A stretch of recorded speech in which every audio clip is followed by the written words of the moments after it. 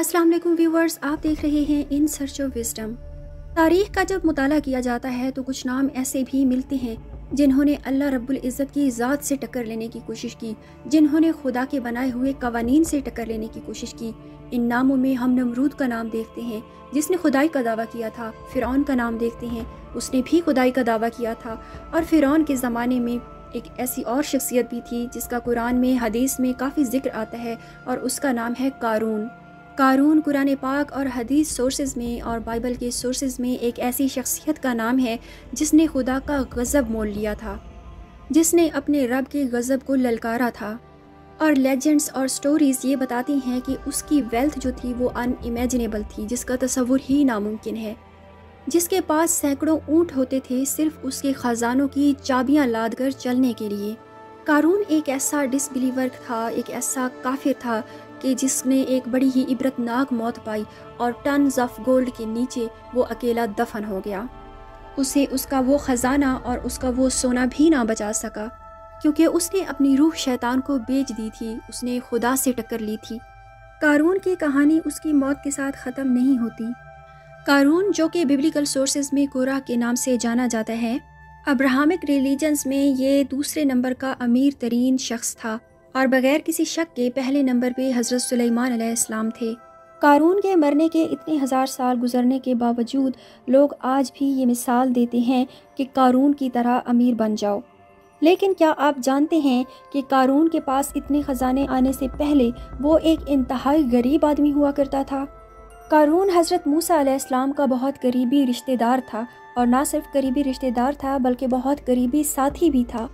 और हज़रत मूसा अलैहिस्सलाम ने कारून की ज़िंदगी को बदलने में बहुत अहम किरदार अदा किया। हज़रत मूसा अलैहिस्सलाम के नबूवत के ऐलान से पहले कारून बनी इसराइल का फ़िरौन के दरबार में नुमाइंदा हुआ करता था। जब हज़रत मूसा अलैहिस्सलाम ने नबूवत का ऐलान किया तो कारून ने हज़रत मूसा अलैहिस्सलाम पे ईमान का ऐलान कर दिया और उसने अपने आप को नॉलेज के लिए और तौरात के इल्म के लिए वक्फ़ कर दिया था।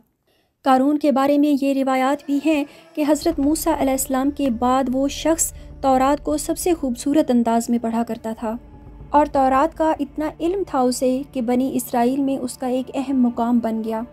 तौरात का इतना इल्म होने के बावजूद भी कारून को फ़िरऔन की दौलत बड़ी ही खुशनुमा नज़र आती थी और कारून ने यही बात हज़रत मूसा अलैहिस्सलाम से भी कही कि वो उसके लिए दुआ करें कि वो दुनिया का अमीर तरीन शख्स बन जाए। हज़रत मूसा अलैहिस्सलाम ने उसके लिए दुआ करने से इनकार कर दिया, लेकिन कारून ने बार बार इसरार किया हज़रत मूसा से कि वो अपने खुदा से दुआ करें और उसके पास जितनी भी दौलत आएगी वो उसे अच्छे कामों में खर्च करेगा। लेकिन आखिरकार कारून ने हज़रत मूसा अलैहिस्सलाम को कन्विंस कर ही लिया। हज़रत मूसा अलैहिस्सलाम ने कारून के हक़ में दुआ की और हज़रत मूसा अलैहिस्सलाम की ब्लेसिंग्स की वजह से कारून को खुदा ने अलकेमी का इल्म दिया, यानी बेस मटेरियल्स को सोने में बदलने का इल्म दे दिया। इस इल्म को हासिल करने के बाद कारून बड़ी तेज़ी से अमीर हो गया। उसके पास हर किस्म के महंगे जवाहिरात थे और बेबहा सोना भी था। और ऐसे ही एक दिन शैतान कारून के पास इंसान की शक्ल में आता है और उसे कहता है कि हफ्ते में तक एक दिन आपको ऐसा निकालना चाहिए जिसमें आप सिर्फ़ और सिर्फ काम पे तवज्जो दें और इबादत ना करें, इससे आप और तेज़ी से अमीर होंगे।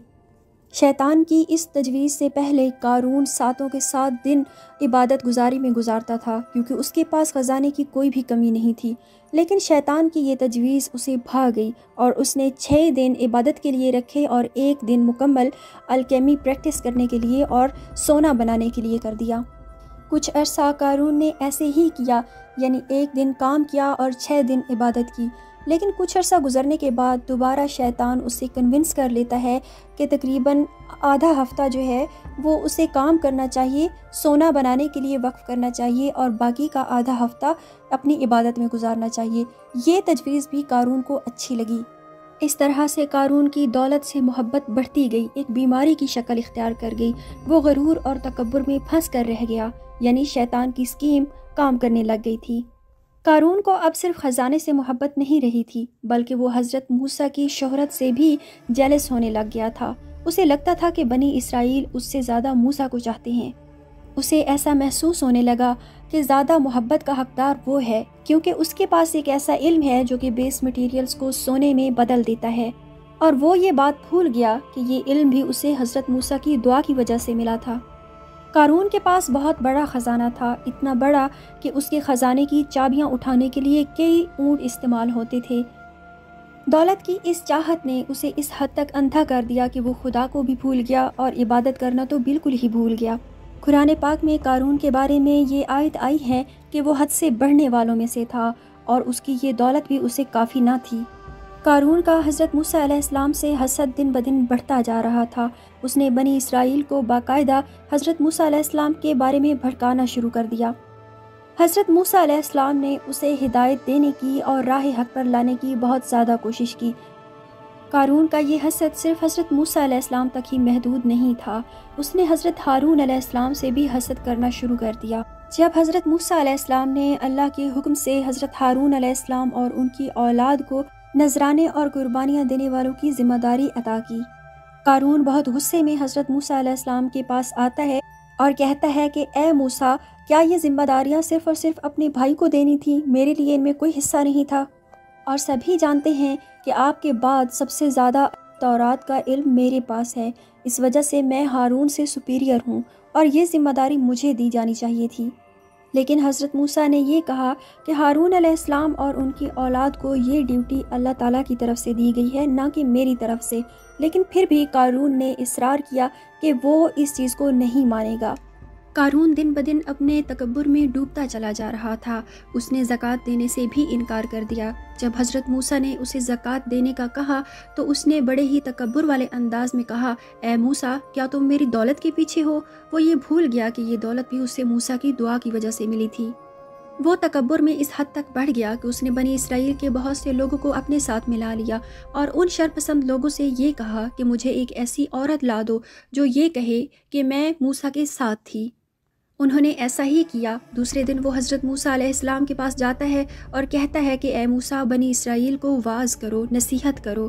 حضرت موسیٰ علیہ السلام نے بنی اسرائیل کو اکٹھا کیا اور اپنا واعظ یا خطبہ شروع کیا۔ حضرت موسیٰ نے بنی اسرائیل کو کہا کہ او بنی اسرائیل، اگر تم کسی پر جھوٹا الزام زنا کا لگاتے ہو تو تمہیں کوڑے مارے جائیں گے۔ اگر کوئی بغیر شادی شدہ شخص زنا کرتا ہے تو اس سے 100 کوڑے مارے جائیں گے، اور اگر زنا کرنے والا شادی شدہ ہوگا تو اسے اس وقت تک کوڑے لگتے رہیں گے جب تک کہ وہ مر نہ جائے۔ قارون نے اس موقع کا فائدہ اٹھایا اور بنی اسرائیل کے سامنے کہا کہ موسیٰ، اگر یہ غلطی تم کرو تو تمہارے لیے بھی یہی سزا ہے۔ حضرت موسیٰ نے کہا، بے شک اگر میں ایسا کرتا ہوں تو میرے لیے بھی یہی سزا ہے۔ تب قارون نے یہ کہا کہ میں ایک ایسی عورت کو جانتا ہوں جو یہ کہتی پھرتی ہے کہ میں موسیٰ کے ساتھ تھی۔ حضرت موسیٰ نے کہا کہ اس عورت کو سامنے لایا جائے، اگر وہ گواہی دے دیتی ہے کہ وہ کل رات میرے ساتھ تھی تو میں اپنی سزا کے لیے تیار ہوں۔ قارون نے بڑے تکبر کے انداز میں اس عورت کو بلایا اور یہ سوچا کہ شاید آج وہ موسیٰ کو ہرا دے گا، لیکن جیسے ہی وہ عورت حضرت موسیٰ کے سامنے آتی ہے تو اس سے اللہ کے غضب سے اتنا ڈر لگتا ہے کہ وہ گواہی دیتی ہے کہ میں موسیٰ کے ساتھ ہرگز نہیں تھی، اور ساتھ ہی وہ یہ بھی گواہی دیتی ہے کہ قارون اور اس کے ساتھیوں نے مجھے بہت ساری رقم دی ہے کہ میں جھوٹا الزام لگاؤں موسیٰ علیہ السلام پر۔